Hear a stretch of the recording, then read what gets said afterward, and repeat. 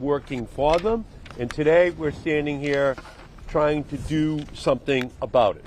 So I thank all of the leaders from the city who are going to be joining us today.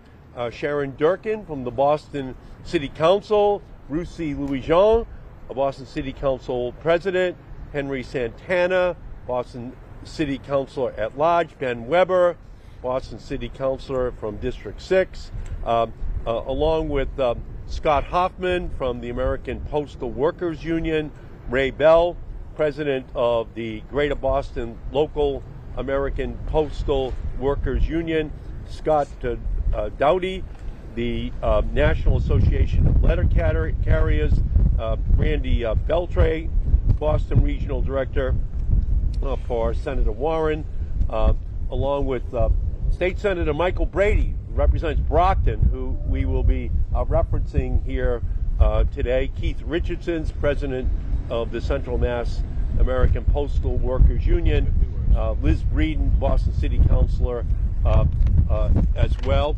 And so we're having this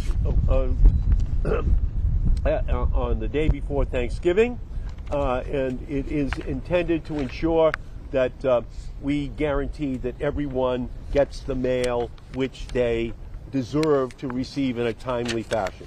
We're at the Mission Hill Post Office, which just 5 months ago, the Postal Service wanted to close. But City Councilor Sharon Durkin and I and many others said no to USPS so that residents could keep their access to this important lifeline. And we fought and we won. And now this post office location remains open. But this holiday season, we can't celebrate without resolving to fight. Today, on the day before Thanksgiving, we are on the precipice of gift-giving season, anxiously awaiting letters from Santa or a package from a friend across the country. But for the residents I'm hearing from, they're hoping the Postal Service can provide the bare minimum today. Their daily mail, their prescriptions, their checks, their legal notices, and so much more. If service does not improve, Postal Service management will be the Grinch to all of us in Whoville this holiday season. And fortunately, we don't need management's heart to grow 3 sizes. We just need decisions that prioritize residents and workers to keep post offices open and keep the mail running smoothly across Boston and across the entire Commonwealth. But Louis DeJoy, Donald Trump's hand-picked privatizer general of USPS, is more focused on ruining the Postal Service than in running the Postal Service. And it's having effects here in Massachusetts. I am constantly hearing reports from residents of egregiously delayed mail delivery, closed post office locations, weeks of lost mail, and so much more. Specifically, I'm hearing from residents across the city of Boston who are getting mail once a week, if not once a month. They're experiencing months of mail delays, and important mail pieces like medications and checks are delayed on a consistent basis. I'm hearing from residents in Medway, Watertown, and Allston who remain frustrated that the Postal Service abruptly closed their local post office locations and now, months and years later, have no plans to reopen. I'm hearing from residents in greater Boston communities like Somerville, where I work to help restore more frequent service, but where many are still wondering where all of their lost mail has gone. They want to know where the lost mail is. That is unacceptable. I'm hearing from postal employees in Brockton who are outraged about USPS management's plan to consolidate their processing and distribution center. And I'm hearing from residents in Western Mass and the Cape worried that the Postal Service's recent proposed changes will slow their mail delivery. These are all unacceptable, and USPS management needs to seriously step up and change course or just ship out, because they are not getting the job done. They are not delivering the mail which people desperately need. Because we know that frequent and regular postal service is a public good, and that when the Postal Service fails in its mission, that is a justice issue. For too many communities, the consequences of unreliable mail delivery aren't just an inconvenience, they're life-altering. Communities across Massachusetts experience disparate mail delivery frequencies and rely on Postal Service to varying degrees. For our elderly, for the sick, disabled neighbors, delayed mail means delayed medications and life-saving medical information. For communities that have historically been underinvested in, those who lack reliable internet or access to digital tools, the Postal Service is their only link to communication. For the unbanked and the underbanked, it's their financial backbone, a bridge to essential services. And for those facing financial hardship, it's their connection to the government resources they depend upon to survive. The check is in the mail. The check must be delivered to people's homes so they have the money to buy the groceries, to pay the rent. We must demand better. We must demand a postal service that works for everyone, because the cost of failing to fix this isn't just inconvenience. It's lives, it's livelihoods, it's dignity. Let's make it clear. Equitable postal service is not a privilege, it is a right. Proper postal service takes these differing lives and their experiences into account when ensuring that mail delivery is performing as it should. And despite the importance of a well-functioning postal service, especially for vulnerable communities, you won't find adequate attention or care for poor service from the Louis DeJoy Post Office. While we work to correct historical injustices on so many fronts, from environmental injustices to racial and economic injustices, we cannot allow USPS to saddle us with return to sender. We need a postal service that is committed to ensuring that all residents get adequate service, and that those who rely most on its services have attentive leadership that they deserve. That is going to be ultimately the key to solving this problem. So ahead of the holidays, I'm shipping my own gift to Postal Service Management, a plan on how to solve this crisis. To do that, I am announcing a slate of steps to both hold Postal Service Management accountable and correct those critical issues in Massachusetts and across the country. Number one, I am calling on the Postal Service to stop any changes to USPS service standards that would result in job losses and further degrade mail delivery performance, including consolidation of the Brockton Processing and Delivery Center. Number two, I am reiterating calls on Postmaster General Louis DeJoy to resign his post.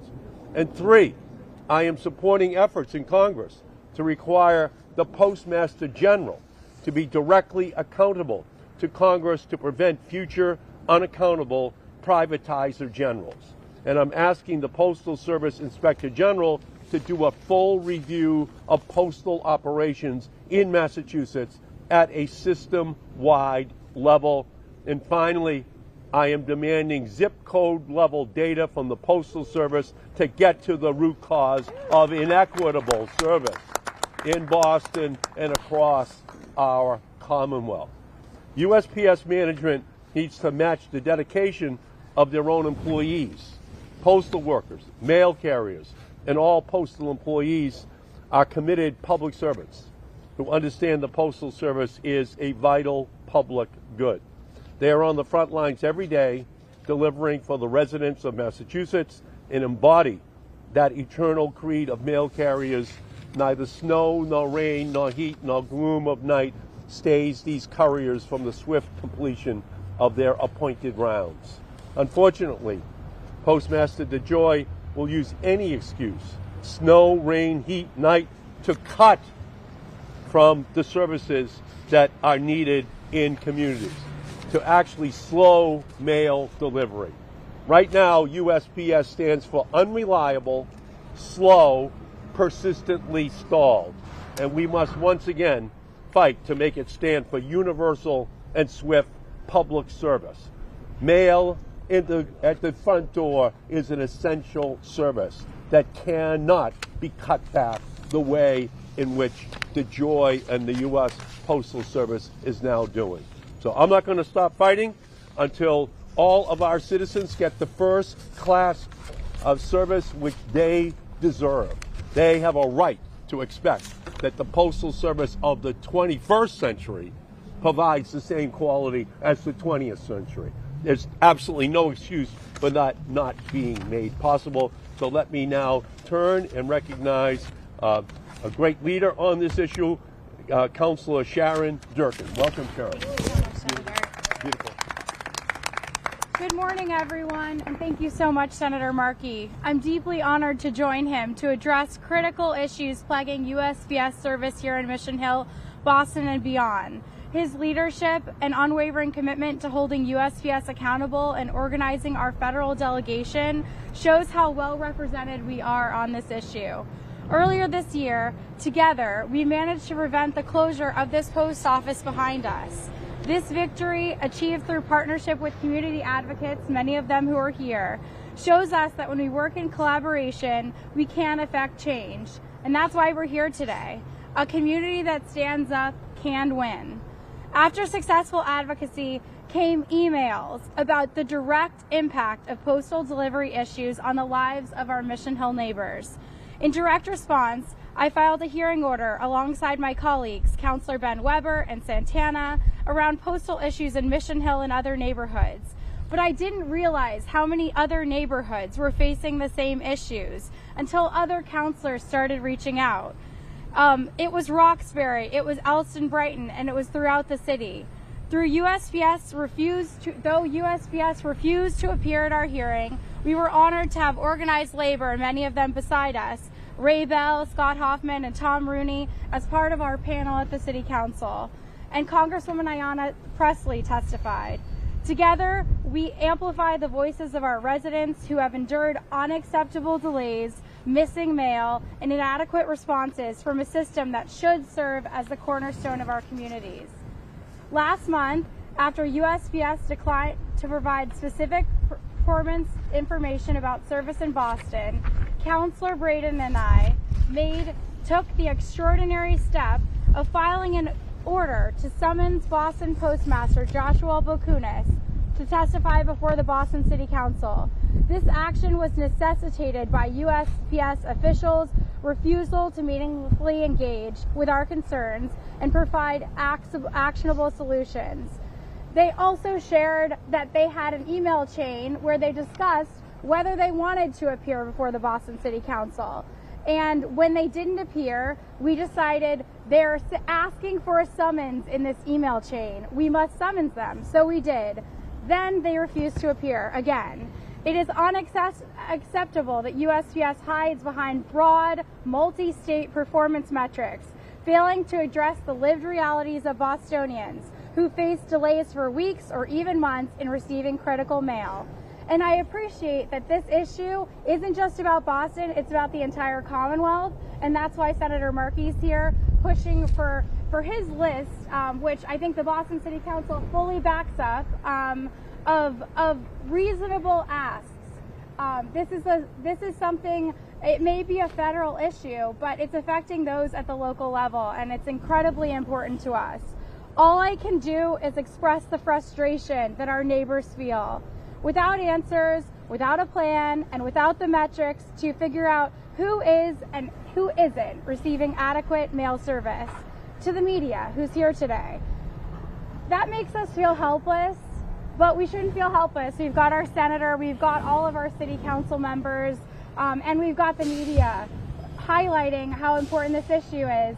And I want to share that the leadership of the Greater Boston Interfaith Organization has also been incredible. Thank you for your leadership. Today, we are grateful to have our U.S. Senator Ed Markey and advocates amplifying the voices of residents across Boston and across the Commonwealth. We stand united in demanding more from USPS. We know that Postal Service is not a luxury, it is a necessity. It connects families, delivers life-saving medications, ensures small businesses thrive, and expands participation in our democracy. In Massachusetts, we are fortunate that leaders like Senator Markey and our federal delegation are working tirelessly to hold USPS accountable. Together, the Boston City Council is focused on uplifting the voices of our constituents until we have answers.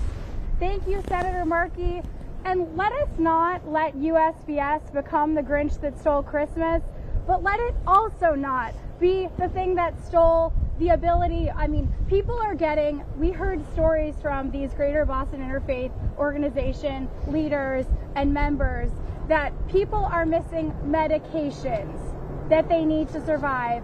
People are missing checks that they need to pay their rent. People are getting eviction notices because they haven't paid their rent.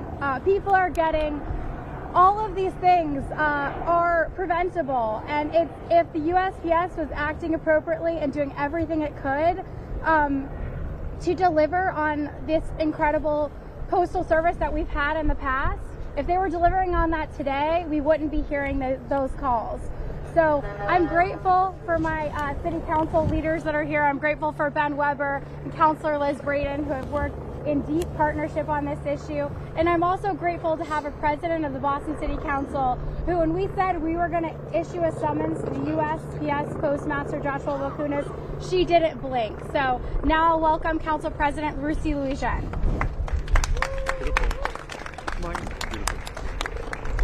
Good morning, everyone. I'm Ruthie Louis-Jean, President of the Boston City Council, and it's a beautiful day to be with all of you, to be standing for justice. I want to thank Senator Markey for your leadership, for your tireless leadership, recognizing that this is a justice issue for our neighborhoods. I see leaders here from Mission Hill, from Fenway, from Roxbury, because we are sick and tired of not getting the service that other neighborhoods and that other communities get. There's no reason why we shouldn't. So I want to also thank my colleagues on the City Council, Councilor Durkin, who has been a fierce leader and advocate on this issue, Councilor Weber, don't make him angry, he's also a lawyer, and Councilor Braden, who can come with the fight, all right? So don't get it twisted. She comes to the fight. Senator Brady and everyone who is here to advocate on behalf of our residents, and obviously Labor, you did such a great job when you came to the City Council and testified, because you want USPS to work the same way that residents do, right? You take your job seriously and you care about this. So, like Councilor Durkin said, the minute that we raise this as an issue for the Mission Hill community, for the Roxbury community, as an at-large city councilor, we started hearing about this from residents in downtown. We started hearing about this really around the city. So this is not just about one neighborhood, although we need to make sure that our black and brown neighborhoods that are too often at the receiving end of poor service are centered in this fight, that it's not just about them, it's about the entire city of Boston. So I want to thank all of the community advocates. I want to thank Greater Boston Interfaith Organization. I want to thank Labor, all of our elected officials for staying on this issue. It matters. It's not just one news cycle, right? Justice depends on us keeping our foot on the gas and making sure that residents get what they deserve, right? If DeJoy can't do the job, he's got to go. If he can't show up for us the way that we need him to do, he's got to go. And so I thank Senator Markey for your leadership. I thank everyone for being here. And I wish everyone a happy Thanksgiving, and I hope that we can continue to show up for our residents to make sure that you get the service that you deserve. Thank you. Beautiful. Now we're going to hear from Shamilia Lloyd. Come on up. Thank you. From the community. Hello, everyone. Hi, Shamilia Lloyd. I'm a leader on the UCB, Greater Union Capital Boston, and the Greater Boston Interfaith Organization team. I'm one of 12, so not many, but we're fierce. So thank you. We represent over 1,000 members, thousands on thousands of members actually. We are in full support of Senator Markey's call for data, answers, and an investigation for the USPS. regardless of whether we get an answer or not, we want everybody to know that we know that there's a problem. You know that there's a problem, and we want to change. We want something different. For the past couple of days, we've been discussing our stories. Many members have told us their stories of not receiving notification, losing insurance, not getting medication, residents going days to weeks without mail. But I wanted to represent my area, which is Charlestown, that serves over 1,100 units. That's thousands of family members. I have residents who are seniors, who are disabled, who do not speak English as a first language or as a language at all, who rely on the mail. They rely on the mail on a daily basis. That's how they communicate. That's how they receive their notifications on housing updates and delays, on banking information, on money sent through disability or sent through family members, because that's how they survive. Real people who go through real issues. I've watched them call the customer service center just to be met with defeat, no result, no resolution, struggle to figure out how they're going to make ends meet, waiting on a disability check, borrowing money that they don't even have to return to other members of their community. Saying all that, I would love for them to all be here, but they're all working or stuck doing something as a result to not receiving their mail. They're home. They're waiting by the door. They're waiting to hear that key unlock, said to the mailman to jiggle it, and they can hear the door open to know that their mail is received. And a lot of them are not receiving it on time, especially during the holidays. We all know that there's a problem. There's no way to deny it. You've seen it community to community, place to place. I assume that they would want proof, but we are the proof. Every member, every resident, every city, every community has made it very clear. And we have thousands and thousands of people, from the Congress councilmen and councilwomen, members of the Senate, members of the communities that are strong leaders, who have sent representatives to come out here, regular people, everyday people, and we will be ready to stand. We're ready to put our best foot forward and do whatever it takes, because we want our mail. We deserve our mail every single day. Thank you. Beautiful job. Excellent. Great job. And I am partnering with Senator Warren and with Ayanna Pressley to make sure that we keep the pressure on, that they know that we're not going away. So this is going to be something that is absolutely central to our congressional delegation agenda, to make sure that people understand that access to mail on a regular basis is justice. It's part of the justice agenda, and we're going to make sure that it is understood to be a part of that by the Postal Service. So now we're going to hear from the leaders from the workers in our state who every day tried their best to provide mail service, and we're going to begin with Scott Hoffman. Welcome, Scott. Thank you, Senator. Good morning, everybody.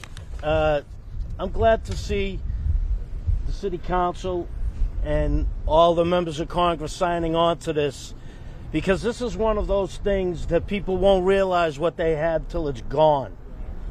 I like the few points that were touched upon today, because the Postal Service's stance right now with their skewed metrics, and I'll talk about their scans that they rely upon, how they're downright falsified. But the bottom line is they seem to want the communities to don't believe your own eyes and ears and experience. Believe this piece of paper I'm waving in front of your face. I'm here to say, if their mouth's moving, they're lying.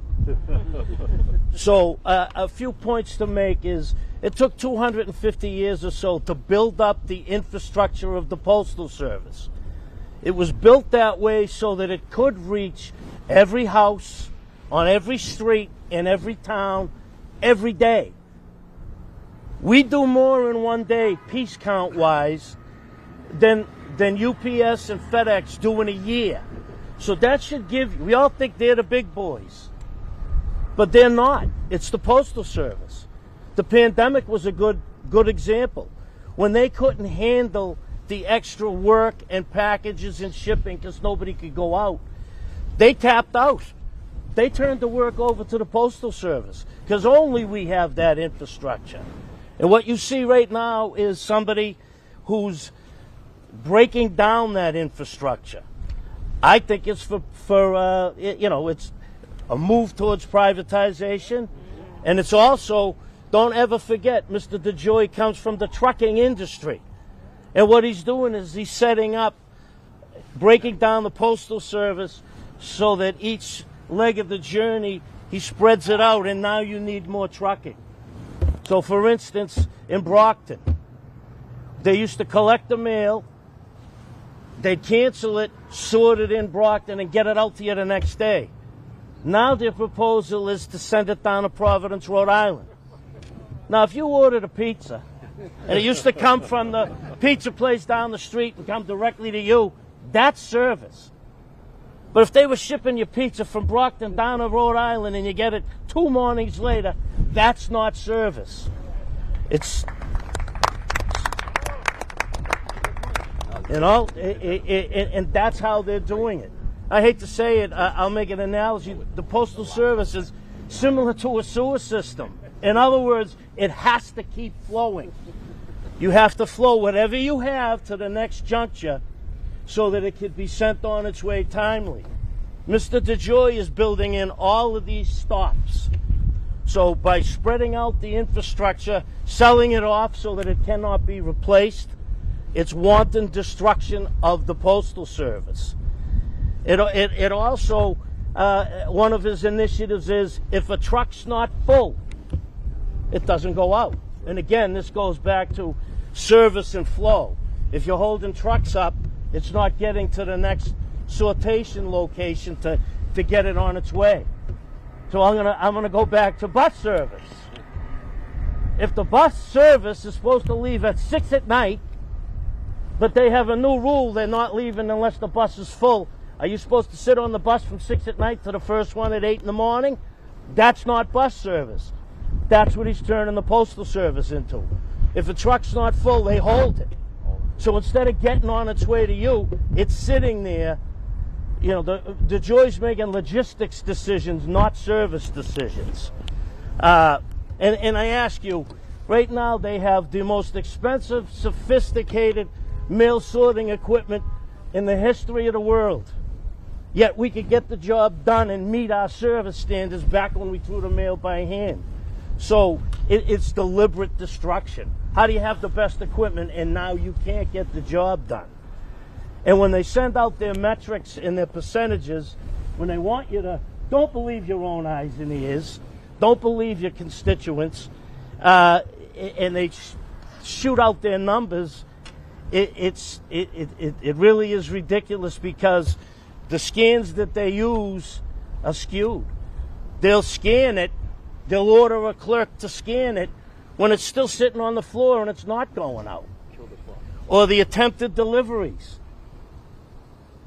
The standards say it should get in and get out that day. They'll scan it.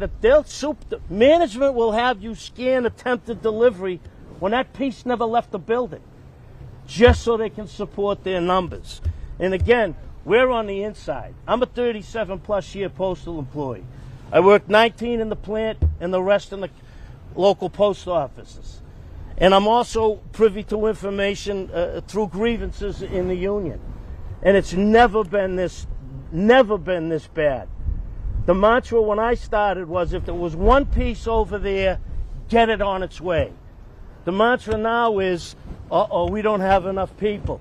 Hide it, scan it, and we'll tell people everything's running smooth. And again, believe me, we're on the inside. We see it. So it does make me happy to see everybody out here with their concern for the Postal Service. We all know it's the backbone of commerce in this country. It's trillions, not billions, trillions. A lot of post offices are the cornerstone of Main Street business. So again, I'm going to end with how I started. Don't fall asleep on this and let them steal it from you, because when it's gone, you'll be at the mercy of corporate America. And I'm going to end just like I ended it before. Corporations have no mercy. Thank you. Wow, beautiful. Great job, Scott.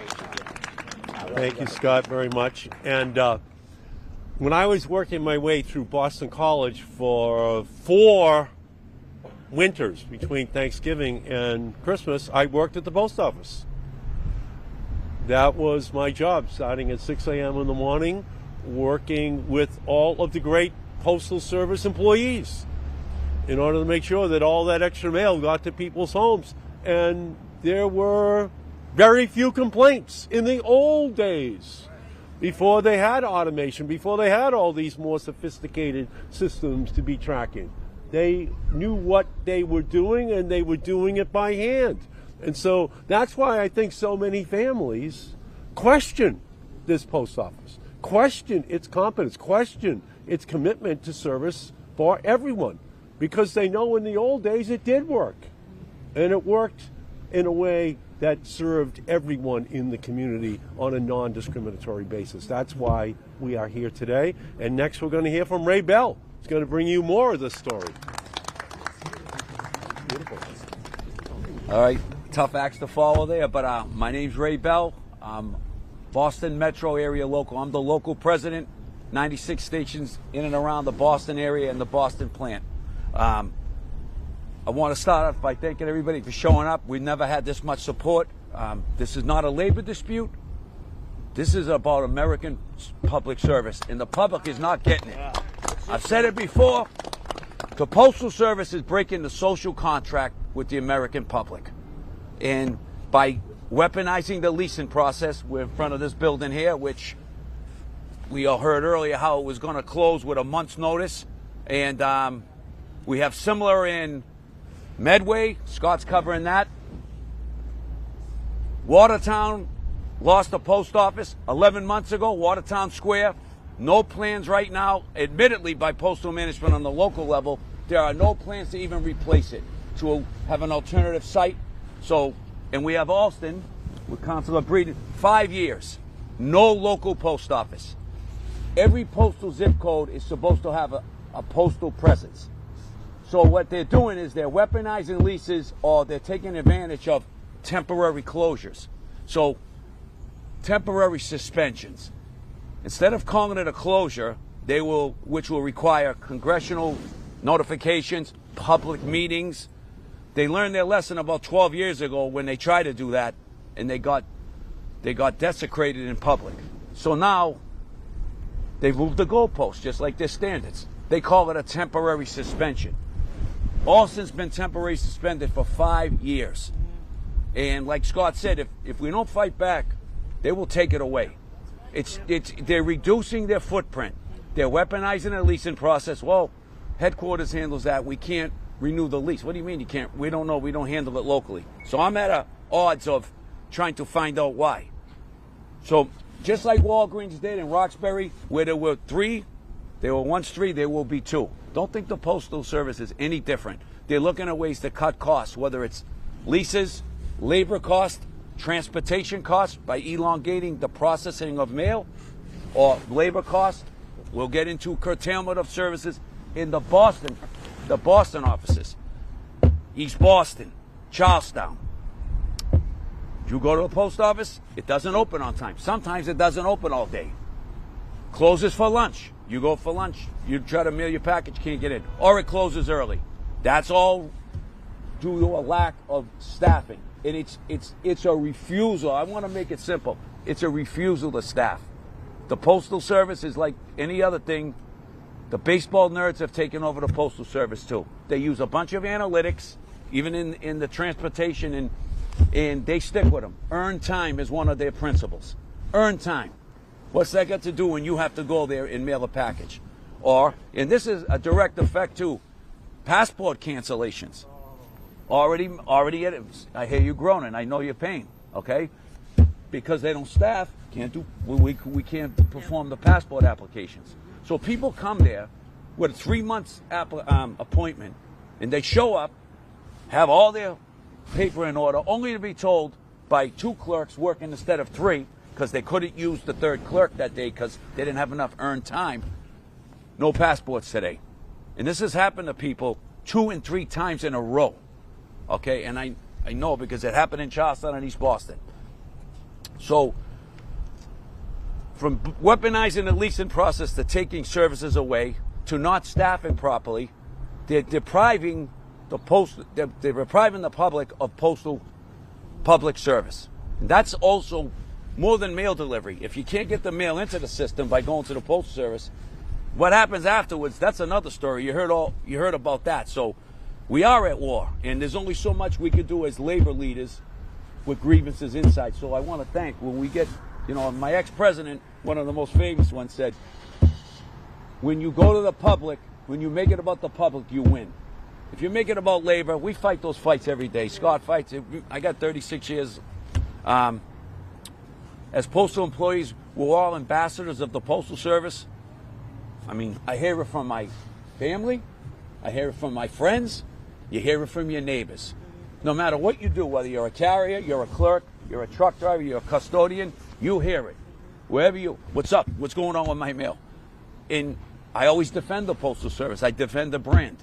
But right now, it's indefensible what management is doing to the Postal Service, what they're doing to the public. It has to stop. So I just want to thank everybody for showing up. We're going to keep fighting on the inside. Like Scott said, we know all the bodies are buried. Those metrics are skewed. I'm a finance major. I did analytics in school. They are not telling the truth. Anybody got a piece of mail and it says receptacle blocked? That means when there's no snow on the ground, that's one of the tricks of the trade to kill the clock. So it's not a failure for management, but it's a failure for you. You didn't get your mail and your receptacle wasn't blocked. So there are a lot of tools in the toolbox they're using to skew these metrics. So I want to thank everybody for showing up today. And it is a united front. You can't do anything without a coalition. And we're going to keep this fight on. Pressure breaks pipes. Keep the pressure on. Fight for the service. You deserve it. Great job, Ray. Great job, Ray. And I would have one disagreement with you, Ray. People do identify with your unions. People do identify with labor. My father was a local union vice president, and my father, John Markey, he used to say at the kitchen table, Eddie, you can't beg for your rights, you have to fight for your rights. And that's what the unions are doing today. That's what the community's doing today. They're fighting for the rights for everyone to have mail come to their home or their business on a dependable basis, on a daily basis. And that has been taken from them. Next, we're going to hear from Scott Doughty. Come on up, Scott. NLAC. Good afternoon. As a Massachusetts State President of the NALC, I represent around 9,000 active and retired letter carriers across the state. And as letter carriers, for a lot of people, we are the face of the Postal Service. That's the person you see every day delivering your mail, hopefully. And in interactions, some people it's the only people they see. And we cherish that relationship, and we love to give that service. We don't have any control over DeJoy's 10-year plan that has disrupted the transportation and the sorting of mail. When we get the mail, we want to bring it out. We don't have control over the staffing issues either. So we just love to get the mail out to all our residents on our route and all the businesses on our route, and we want to continue to do that. And so please get this straightened away so we can continue to deliver your mail. Thank you. Thank you, Scott. Thank you so much. And from Brockton, we're joined by Senator Brady, who would like to say a few words about the Brockton Center. Come on up. Thank you, Senator. And through sleet and snow, wind and rain, the mail was always delivered on time. But now they talk about closing the distribution center in Brockton, shipping it to Providence, Rhode Island. How ludicrous is that? You might as well send the mail to Alaska. I mean, it is so ridiculous. And, I appreciate all the work and people of the United States Post Office. Then they're talking about, the workers can go to Rhode Island and work down there. Some of them don't drive. They're poor. They take the bat bus in Brockton to the distribution center. So the mail getting delivered. Our elderly population, I'm like an old man. I'm lucky I know how to use a cell phone. Elderly people can't pay their bills online. They like to mail their bills, their taxes. And the small businesses are going to pay their tax on time. We got to fight and stick together on this. I'm thankful to Senator Markey, Senator Warren, Congressman Ayanna Presley, and Congressman Lynch, who represents Boston and Brockton. We've had meetings about this. We cannot stop working together to make sure these distribution centers stay open, keep the working people in the workforce together, working together. And I want to thank Senator Markey for asking me to come today, because we got to work together to keep the post office working and stop these big corporations from taking over. Thank you. Thank you. Appreciate it. Thank you, Senator. So, are there any questions? No, from the press. Are you from the press?